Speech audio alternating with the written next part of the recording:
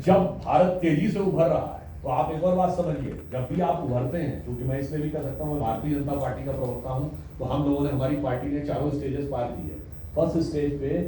You are insignificant, कोई ध्यान ही नहीं देता, ठीक। Second stage you become the matter of ridicule, जैसा लोग 2 सीटों वाली पार्टी परिवार नियोजन हो गया इनका, हम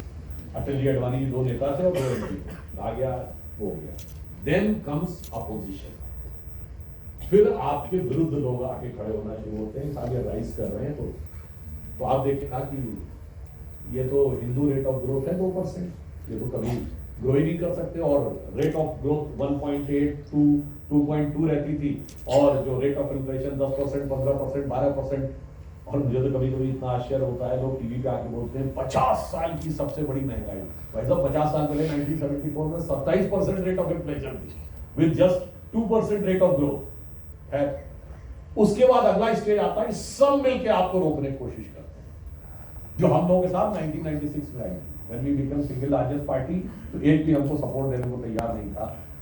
जब दोबारा हम 182 आ गए तो लोग सपोर्ट देने के लिए साथ में आने लगे। जब तीसरी बार में हम 182 आ गए तो पूरा एनडीए बन के क्लियर मेजॉरिटी मिल गई, और प्राइम मिनिस्टर मोदी जी के नेतृत्व में जब अपने दम पे क्लियर मेजॉरिटी पा ली, तो आप देखिए सब हमारे साथ आने को खड़े हो गए, और आज हमारे सहयोगी दल इस मजबूती के साथ हमारे साथ खड़े हैं कि वक्फ बोर्ड पर भी जेडीयू भी हमारे साथ है और टीडीपी भी हमारे साथ है। तो भारत फोर्थ स्टेज पे पहुंच गया है। जब आप राइज कर रहे थे वो 2% की रिड्यूकल हिंदू ग्रोथ रेट से, अब ये भी मैं ऑन द लाइटर नोट कहूंगा, जो लोग कहते थे कि 2% से ज्यादा ग्रो ही नहीं कर सकते, there was no need of connecting it with the Hindu growth, क्योंकि हिंदू से क्या लेना देना, जस्ट कि भारत के स्वाभिमान को हर पॉइंट पर डिमीन करना है। तो मगर